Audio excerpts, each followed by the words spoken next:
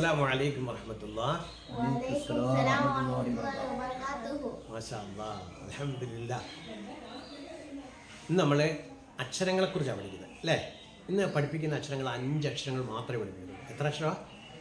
അറബി അക്ഷരം എത്ര ഉണ്ട്? 28 ഉണ്ട് അല്ലേ? നമ്മൾ കഴിഞ്ഞ ക്ലാസ്സിൽ അബ്ദുള്ളയെ പഠിപ്പിച്ചൊരു പാഠം പഠിച്ചു അല്ലേ? എന്നറിയാം എന്താണ് എളുപ്പമുള്ള അക്ഷരങ്ങൾ പഠിപ്പിക്കുന്നത്. എളുപ്പമുള്ള അക്ഷരങ്ങളൊക്കെ ഇന്ന് രാവിലെ പഠിച്ച അക്ഷരങ്ങൾ ഏതൊക്കെയാണ്? അ ബ ത ജ ദ. ഈ 5 അക്ഷരങ്ങളാണ് പഠിച്ചത് അല്ലേ?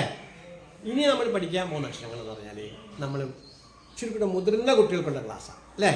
ചെറിയ കുഞ്ഞുങ്ങൾക്ക് എന്താക്കാം, അലിഫിന് ഫത്തഹ് ഇട്ട് പഠിപ്പിക്കും, ബാഇന് ഫത്തഹ് ഇട്ട് പഠിപ്പിക്കും. അങ്ങനെ പഠിപ്പിക്കുമ്പോൾ എളുപ്പമുണ്ട് ഉച്ചരിക്കാൻ. പ്രത്യേകിച്ച് നമ്മുടെ മാതൃഭാഷ മലയാളമാണ്. ഇപ്പം നമ്മൾ അറബി കുട്ടികളല്ല.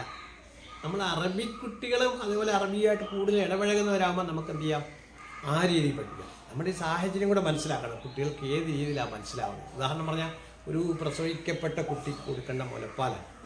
അവിടെ കൊടുക്കുന്നത് ബിരിയാണിയോ അതുപോലെ കട്ടിയുള്ള ആഹാരങ്ങളോ കൊടുക്കുക ആ കുട്ടിക്ക് ദഹിക്കുന്നതേ കൊടുക്കുകയുള്ളൂ. അപ്പോൾ അതാണ് കഴിഞ്ഞ ക്ലാസ്സിൽ. അപ്പോൾ ഇച്ചിരി കൂടെ മുതിർന്ന കുട്ടികളായ എൻ്റെ വീട്ടിൽ നമ്മൾ എന്ത് ചെയ്യുന്നു, നമ്മൾ വേറെ രീതിയിലാണ് പഠിപ്പിക്കുന്നത്. ഇന്നെന്താ പഠിപ്പിക്കുന്നത് നോക്കുക. നമ്മൾ പഠിക്കുന്ന ആദ്യത്തെ അക്ഷരം എന്താണ്? ബിസ്മില്ലാഹിർ റഹ്മാനിർ റഹീം. അലിഫ്. അലിഫാണ് അല്ലേ?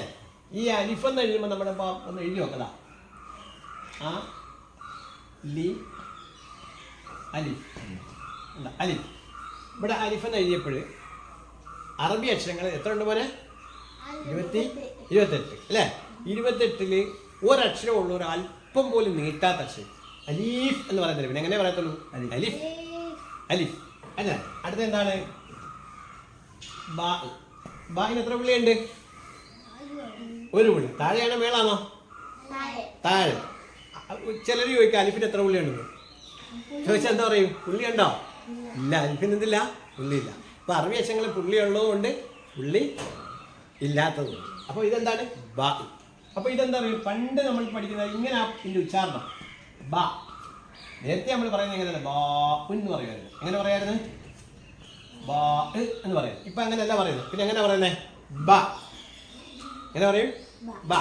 ഒരല്പം നീട്ട് വരും, ഒരു നോർമൽ നീട്ട്. അതിൻ്റെ നീട്ട് എന്ന് പറയുന്നത് എന്താണ്? മീഡിയം നീട്ട്. ഓവർ നീട്ടുന്നേ അല്ല, ഓവർ നീട്ടുന്ന അക്ഷരങ്ങളുണ്ട്. അപ്പോൾ ഇത് തീരെ മദ്ദില്ലാത്ത അക്ഷരം ഏതെന്ന് ചോദിച്ചാൽ അലിഫ് അല്ലേ? രണ്ടാമത്തത് ബ അല്ലേ? ബ. രണ്ടാമത്തെ അക്ഷരം ഏതാണ്? ബ. ഇനി മൂന്നാമത്തതോ? എത്ര പുള്ളിയുണ്ട്? അത് മേള താഴെയാ. ആ. അപ്പൊ ഈ അക്ഷരം എന്താ? ത. എങ്ങനെ പറയും? ത. എങ്ങനെ പറയും? ത അല്ലേ? ഒരു അല്പം നീട്ടും. ത ത അല്ലേ? ഇത് ഓവർ നീട്ടി പറയാം. എങ്ങനെ പറയുന്നത്? ത. എങ്ങനെ? ആ. ഇവിടെ ഒരു മദ്ദൊക്കെ വരും. അത് പിന്നെ നമുക്ക് വലിയ വലിയ ക്ലാസ്സിൽ പഠിക്കാം കേട്ടോ. ഇപ്പൊ നമ്മൾ അക്ഷരങ്ങൾ പരിചയപ്പെടുക. അലിഫ് ബ ത. ഇനി എത്ര പുള്ളിയുണ്ട് നോക്കണം. എത്ര പുള്ളിയുണ്ട്? 3 പുള്ളി. ഇവിടെ എത്ര പുള്ളിയുണ്ട്? 2. ഇവിടെ എത്ര പുള്ളിയുണ്ട്? അപ്പൊ 3 പുള്ളി വരെ അറബി അക്ഷരങ്ങൾക്ക് വരും. മനസ്സിലാക്കി വെച്ചേക്കാം. 1 പുള്ളി വരും, 2 പുള്ളി വരും, പിന്നെ 3 വരും. അപ്പൊ ഇതെന്താണ്? ത. ഈ അക്ഷരം പറയുമ്പോൾ ശ്രദ്ധിക്കണം. കാരണം അബ്ദുള്ളക്കൊന്നും ആദ്യത്തെ ചെറിയ മക്കൾക്ക് നമ്മൾ എന്ത് ചെയ്തിട്ടില്ല, അറബി അക്ഷരം പരിചയപ്പെടുത്തുമ്പോൾ ഈ അക്ഷരം പരിചയപ്പെടുത്താറില്ല. എന്തുകൊണ്ടാണെന്ന് അറിയാം? ഇത് ശ്രദ്ധിച്ചു വെച്ചിരിക്കണം. ഈ താ വരുമ്പോൾ മറ്റേ താ എന്നൊക്കെ പറഞ്ഞാൽ ഒരു എളുപ്പത്തിൽ പറയാൻ പറ്റുമെന്ന് പറയാം. പക്ഷെ ഇതെന്താണ്? താ ആണ്. നാവിൻ്റെ തല വന്നിട്ട് എന്ത് ചെയ്യണം? മേലെ മുൻപല്ലി തട്ടണം. സ. ചെറിയൊരു കാറ്റ് വരും. സ സ സ സലാസ സുലുസുൻ അല്ലേ? അങ്ങനെ ഒരുപാട് ഉദാഹരണങ്ങളുണ്ട്. അതൊക്കെ നമുക്ക് പിന്നെ പഠിക്കാം. ഇതെന്താണ്? സ. സ. അങ്ങനെ പറയും. എന്താണ്? സ അല്ല. ഇതെന്താണ്? സ. ഇങ്ങനെ പണ്ട് പഠിച്ച എങ്ങനെ? നേരത്തെ പറഞ്ഞുകൊണ്ട് ഇങ്ങനെ സ. ഇനി അടുത്ത അക്ഷരം ഒരു അക്ഷരം കൂടെ പഠിപ്പിക്കും. ഒരക്ഷരം കൂടെ നമുക്ക് പഠിക്കാം. ആ അക്ഷരം ഏതാണ്? ജീം. അല്ല, ജീം. ഈ ജീമിനെ എങ്ങനെ പറയും? ഈ ജീമിനെ ഇങ്ങനെയാണ് പറയുന്നത്. കണ്ട? ജീം. അവസാനം സുക്കൂൻ വരും. എങ്ങനെ പറയും? ജീം. ജാ എന്നല്ല പറയുന്നത്. ഇവിടെയൊക്കെ എന്താ പറയുക? ബ ത സ പറഞ്ഞെങ്കിൽ ഇവിടെ ജാ എന്നല്ല പറയുന്നത്. പിന്നെ എങ്ങനെ തന്നെ പറയണം? ജീം. അവിടെ എങ്ങനെ തന്നെ പറയും? ജീം എന്ന് തന്നെ പറയും. ജീം അല്ലേ? നമുക്ക് ഇതിന്റെ പാട്ടൊന്ന് പഠിക്കാം. നോക്കിക്കോ. നമ്മൾ പഠിച്ച അക്ഷരങ്ങളൊക്കെ അലിഫ്, ബാ, താ, സാ, ജീം അല്ലേ? അപ്പൊ അങ്ങനെ പറയും അലിഫുൻ വബാഉൻ താഉ സാഉ ജീമുൻ എന്ന് പറഞ്ഞു നോക്കേ.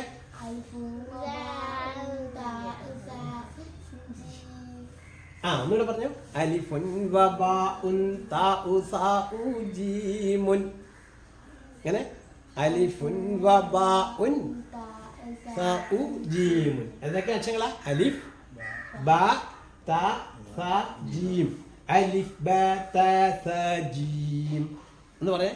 അലിഫ് ബാ താ സാ ജീം. ഇനി നമുക്ക് എന്ത് ചെയ്യണം? മറ്റേ പാട്ടൊക്കെ പഠിക്കണം. ഏതാ? അക്ഷരജാത വരുന്നുണ്ട്, വരി വരിയായി വരുന്നുണ്ട്. അലിഫും ബാഉം താഉണ്ട്, സാഉം ജീമും ഹ ഉണ്ട്, ഖാഉം ദാലും ദാലുണ്ട്, റാഉം സായും സീനുണ്ട്. അങ്ങനെ ഒരു പാട്ടുണ്ട്, അത് പഠിക്കണം.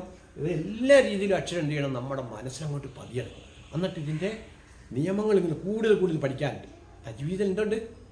ഒരുപാട് നിയമങ്ങൾ പഠിക്കാനുണ്ട്. ഒരു അക്ഷരത്തിന് 5 മുതൽ 7 വരെ സിഫത്തുകളുണ്ട് അല്ലേ? എങ്ങനെയൊക്കെ ഉച്ചരിക്കണമെന്നൊക്കെ അല്ലേ? തൊണ്ടയുടെ അക്ഷരങ്ങൾ എങ്ങനെ ആയിരിക്കണം അല്ലേ? ഹൽക്കിൻ്റെ അക്ഷരങ്ങൾ, അതുപോലെ വായിന്ന് വരുന്ന അക്ഷരങ്ങൾ, ഒന്നത്ത്, അങ്ങനെ പഠിക്കാൻ ഒരുപാടുണ്ട്. പക്ഷെ നമുക്കിപ്പോൾ എന്താ പഠിച്ചാൽ മതി? അക്ഷരം പരിചയപ്പെട്ടു. ഏതൊക്കെയാ? അലിഫ്, ബാ, താ, സാ, ജീം. ഒന്നുകൂടെ പറഞ്ഞു. അലിഫ്, അലിഫ്, ബാ, താ, സാ, ജീം അല്ലേ? നമ്മൾ പാട്ടങ്ങനെ പറയും. അലിഫുൻ വബാഉൻ താഉ സാഉ ജീമുൻ അല്ലേ?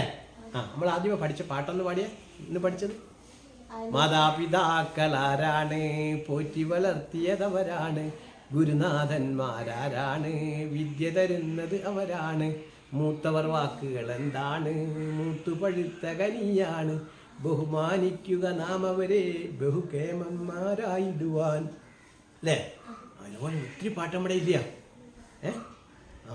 പഠിച്ചെന്താ? ഉമ്മായെക്കുറിച്ച് പാട്ടില്ലേ? എന്താണ് ഉമ്മായെക്കുറിച്ചൊന്ന് പാടിയ?